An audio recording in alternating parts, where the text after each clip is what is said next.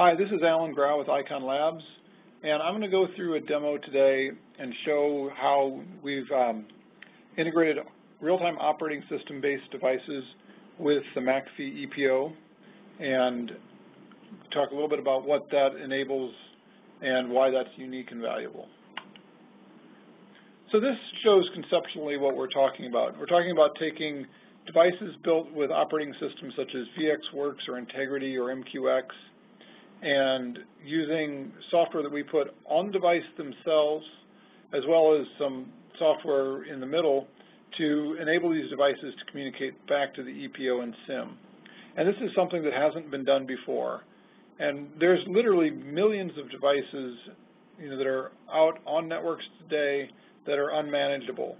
They, you can't run the McAfee agent on them, and so there's no way to hook those back up to the ePO until, what we're showing here. So this is really the first solution that does that provides situational awareness for these devices. We also have the ability to manage these devices, so we can set policies on the ePO, and those will get pushed down to these devices, as well as providing protection on the devices themselves. And this just shows really quickly what the architecture for doing that looks like.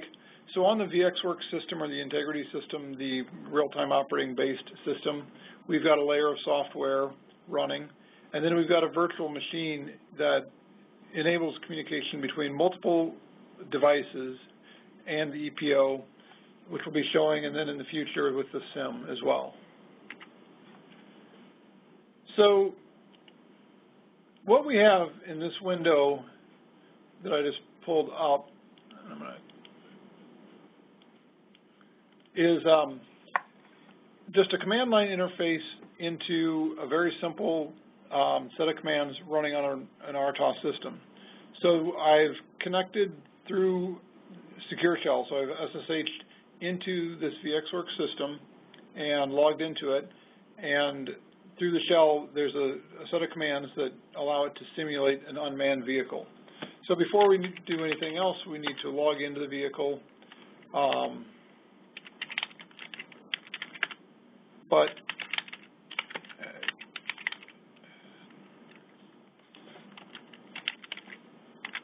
I have to get the password right. So now we're logged in, so we can take a look at the status of the vehicle. We see that it's currently turned off. We can look at the configuration of the vehicle, and we see that the vehicle is actually disabled. There's some firewall rules configured for it as well. And so, since it's disabled, if we try to execute any of the other commands, such as start the engine,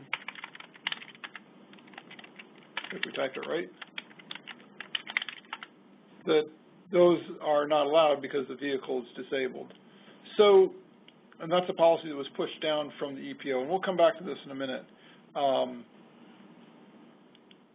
what I want to do for a moment, just kind of keeping in the back of the mind that we've got this ePO connected device out here,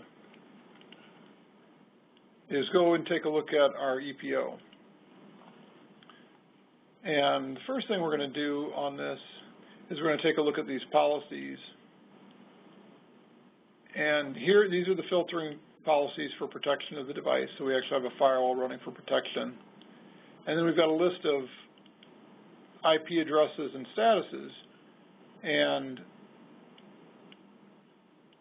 we're going to go ahead and save an update to the policy to enable that device.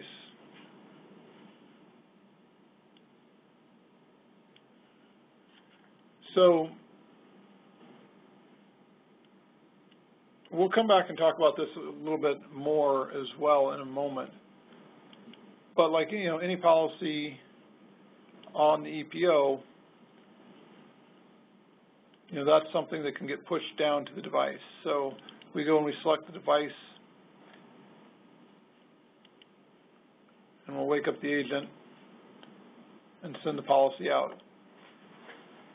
So what I'm going to do now for a second is take a look at some information on the dashboard. So we've created a dashboard for the Floodgate proxy that shows all the events that are being sent from the device up to the ePO. And we're running some tests, so we've got a couple of machines that are sitting there generating quite a bit of traffic. So the upper left here just shows a summary of all the events that have been sent in from the RTOS-based systems to the ePO.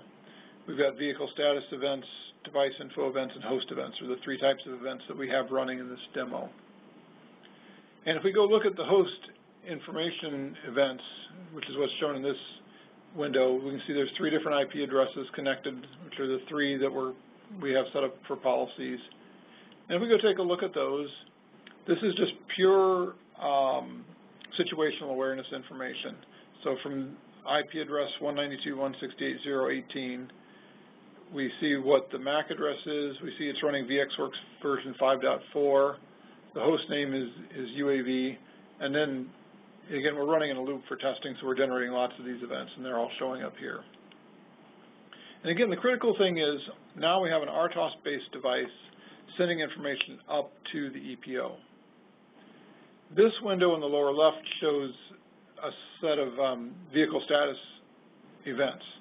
So if we click through on that, we see what the vehicle status is at different points in time. So again, the vehicle is just sending in situational awareness events. You know, it was driving for a while, then it got turned off, driving again, turned off. For a little bit it was turned on but parked, and then driving again. So just information that gets updated. And the key thing with this is, again, this is a simple simulation for a demo, but this could be extended for really to cover any requirements that the customer has and to support any information that's collected on the device. So for a sensor, you could be providing, you know, just the sensor reading information here, and it could be very simple. For the unmanned vehicle, this could be expanded to include information such as, you know, the GPS location, the speed, how long it's been driving, you know, really any information that you want to support could be added to the system. And then the other window down here on the lower right is showing a summary of the commands that have been issued on each of these devices. So this is the machine that we were logged into just a few minutes ago. And if we look at the bottom of this, we see that we had an invalid login, actually a couple of invalid logins, but two just a few minutes ago. One was an invalid with the username admin, and one was a valid login with the username admin. And so the login attempts that we were doing have already shown up and are now visible at the ePO. So again, information from the RTOS, visible by events being sent to the ePO. We're going to come back here, and we're going to do show config again. And it's showing the vehicle still disabled. It takes a few minutes with the ePO for the information to get pushed down to the device. I mean, as policies do, you know, those aren't sent out right away. Even with an update, it takes a few minutes. But that information should be down here in a minute. So we'll go back into the ePO and see if things have processed all the way through. So let's see. Get back into our ePO.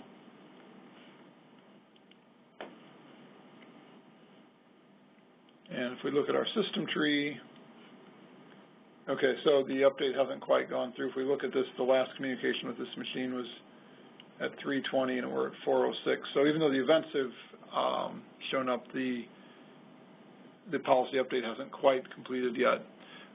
While we're waiting for that, one other thing that we can note here is that if we look at the detail in the system, that the Floodgate proxy product, you know, is reporting policy or reporting status information back. So, you know, we can look at the device, the virtual machine or the proxy device, and see that it's connected to the ePO. So looks like our agent wake-up call is taking a little bit of time here for some reason. Okay, it looks like it's just completed. So now that that's completed, we should be able to go back to our policy information. So now we're back on the RTOS device. We can see that the agent wake-up call is completed, So that means that the policy changes which would enable this vehicle have been sent to the proxy, and then from there it gets sent down to this machine, which is the RTOS device. So we'll do a show status, which shows that we're turned off, and then we'll do a show config, and now we see the vehicle is enabled. So that was what we had changed in the policy page on the ePO. So now we can do things like start the engine and tell the vehicle to drive west for 50 kilometers. If we do a show status now, we see that the vehicle is driving. So we started out, with the login on the RTOS-based system, showing that the status was disabled. We came in to the ePO, went into the policy page, turned that on, and showed that that policy got pushed back down to the device, so the device was then enabled, and we could do things. We also showed on the dashboard all the information being sent from the ePO, or excuse me, from the 3 different RTOS devices that are connected, being sent up to the ePO. So, really this is enabling something that really hasn't been done before. It provides users with situational awareness for devices that they can't see, control over those devices by turning them on and off, and then through the firewall rules, the ability to add security onto the device themselves. So that's, I'm going to wrap up the demo with that. If anybody has any questions or wants to get a hold of me after this, again, this is Alan Grau with Icon Labs, and the easiest way to get a hold of me is just send an email to info@iconlabs.com. Thanks.